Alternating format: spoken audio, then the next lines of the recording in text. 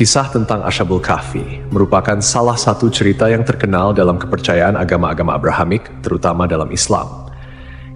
Kisah ini menceritakan sekelompok pemuda beriman yang melarikan diri dari penganiayaan seorang raja yang zalim dan berlindung di dalam sebuah gua.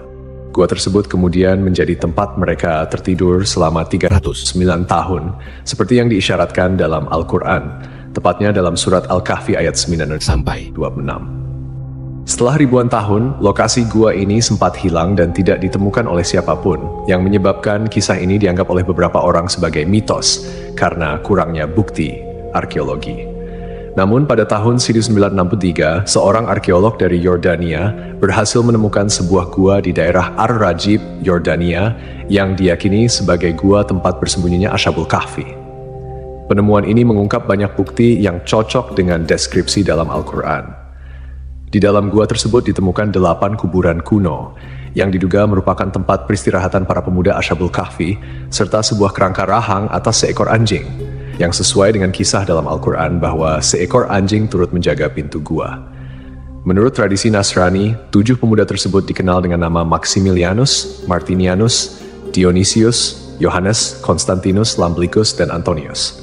Sementara dalam Islam, nama-nama mereka tidak disebutkan secara spesifik dalam Al-Quran, namun beberapa ulama dan sejarawan menyebut mereka sebagai Martelius, Cassitius, Sidemius, Mixalmina, Mikaslimina, dan Tamliha. Terdapat juga seorang pemuda penggembala yang membawa serta anjingnya untuk menjaga mereka. Pemuda-pemuda ini merupakan penasihat atau pembantu seorang raja zalim bernama Dikianus atau Dikianus, yang dalam beberapa catatan sejarah dikenal sebagai Decius, seorang kaisar Romawi yang berkuasa pada abad ketiga Masehi. Decius dikenal sebagai seorang penyembah berhala yang kejam, terutama terhadap mereka yang beriman kepada Tuhan yang Esa.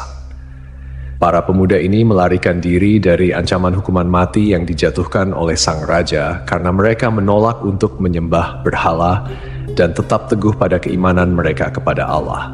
Setelah tertidur selama 309 tahun, para pemuda tersebut bangun dan mendapati bahwa keadaan dunia di sekitar mereka telah berubah.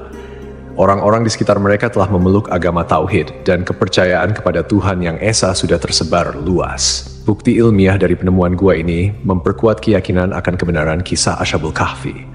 Penemuan arkeologis seperti kuburan kuno dan kerangka anjing di mulut gua sejalan dengan narasi yang terdapat dalam Al-Quran.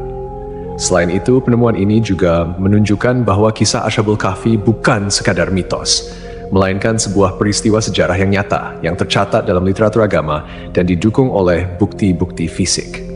Dalam Al-Quran, Allah Subhanahu wa Ta'ala berfirman mengenai jumlah mereka dalam surat Al-Kahfi ayat 22. Nanti ada orang yang akan mengatakan jumlah mereka adalah 3 orang, yang keempat adalah anjingnya, dan yang lain mengatakan mereka itu 5 orang, yang keenam adalah anjingnya sebagai terkaan terhadap barang yang gaib.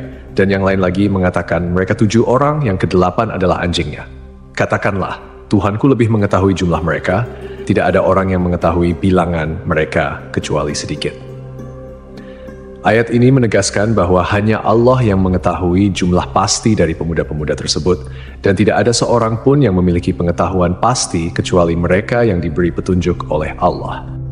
Ashabul Kahfi, seperti yang disebutkan dalam Al-Quran surat Al-Kahfi ayat 11, tidak hanya merupakan bukti kebesaran Allah, tetapi juga mengandung detail-detail yang menunjukkan mukjizat dan keajaiban yang hanya bisa diketahui melalui wahyu. Dalam tafsir Ibnu Katsir, dijelaskan bahwa anjing yang menemani para pemuda tersebut juga ikut tertidur di dalam gua bersama mereka. Allah Subhanahu wa Ta'ala berfirman, "Dan kamu akan melihat matahari ketika terbit, condong dari gua mereka ke sebelah kanan, dan bila matahari terbenam, menjauhi mereka ke sebelah kiri, sedang mereka berada dalam tempat yang luas dalam gua itu." Itu adalah sebagian dari tanda-tanda kebesaran Allah. Barang siapa yang diberi petunjuk oleh Allah, maka dialah yang mendapat petunjuk. Dan barang siapa yang disesatkannya, maka kamu tidak akan mendapatkan seorang pemimpin pun yang dapat memberi petunjuk kepadanya. Para peneliti yang mempelajari gua ini menemukan bahwa celah masuknya sinar matahari ke dalam gua memang sesuai dengan deskripsi yang ada dalam Al-Quran. Celah gua di sebelah selatan mengarah ke barat daya.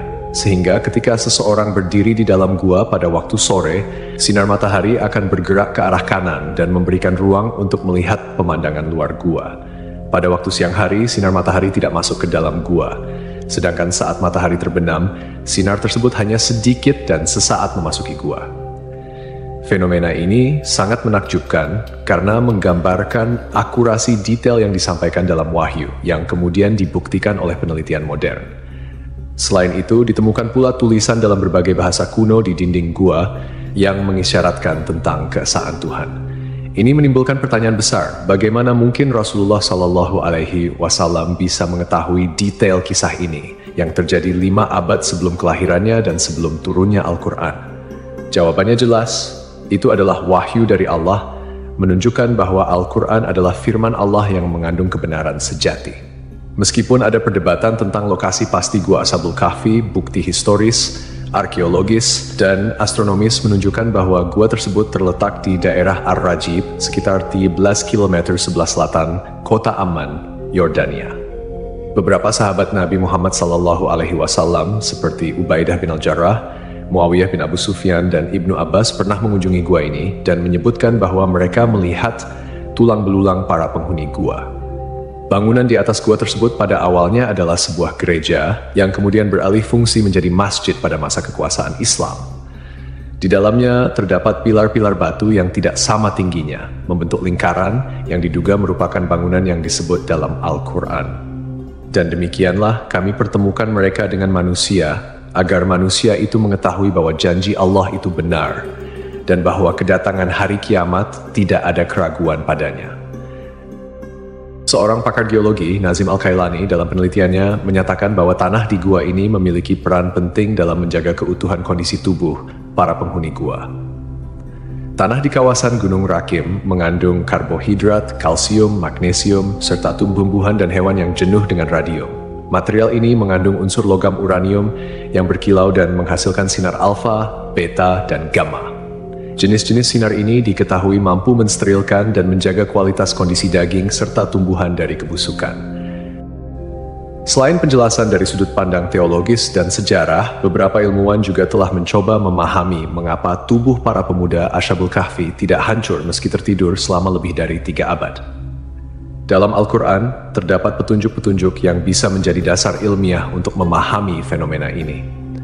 Allah Subhanahu wa Ta'ala berfirman dalam surat Al-Kahfi ayat 15, "Dan kamu mengira mereka itu bangun, padahal mereka tidur, dan kami bolak-balikkan mereka ke kanan dan kiri, sedang anjing mereka menjulurkan kedua lengannya di depan pintu gua." Surat Al-Kahfi. Dari ayat ini terdapat beberapa pelajaran yang bisa kita ambil, terutama terkait dengan bagaimana Allah menjaga tubuh para pemuda Ashabul Kahfi selama mereka tertidur. Salah satu cara yang dilakukan Allah adalah dengan membolak-balikan tubuh mereka, sehingga menghindari terjadinya ulcus decubitus atau pressure ulcer, yaitu luka yang disebabkan oleh tekanan berkelanjutan pada satu bagian tubuh. Jika seseorang berbaring dalam satu posisi dalam waktu yang sangat lama, aliran darah ke bagian tersebut bisa terhambat, yang akhirnya menyebabkan kerusakan jaringan karena kekurangan oksigen dan nutrisi. Dengan memutar posisi mereka secara berkala, Allah menjaga integritas tubuh mereka. Ibnu Katsir, seorang mufasir terkenal, juga menjelaskan dalam tafsirnya mengenai surat Al-Kahfi ayat 19 bahwa Allah dengan hikmahnya menjaga para pemuda ini dari sinar matahari yang berlebihan. Sinar matahari pagi yang lembut memberikan kehangatan dan sinar yang cukup untuk menjaga kondisi tubuh mereka tanpa menyebabkan kerusakan kulit akibat paparan sinar matahari yang terlalu lama. Ini sesuai dengan pengetahuan medis modern, First, yang menyatakan bahwa paparan sinar ultraviolet dari matahari dalam jumlah yang cukup penting untuk sintesis vitamin D dalam tubuh. Vitamin D berperan penting dalam metabolisme kalsium, yang penting untuk kesehatan tulang, sistem kekebalan tubuh, serta fungsi otot dan saraf. Namun, paparan sinar matahari yang berlebihan bisa merusak kulit dan menyebabkan penyakit.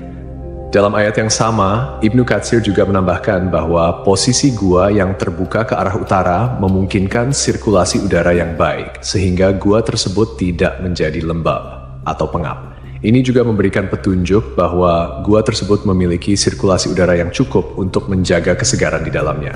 sehingga para pemuda itu tetap dalam kondisi yang baik meskipun tertidur dalam waktu yang sangat lama.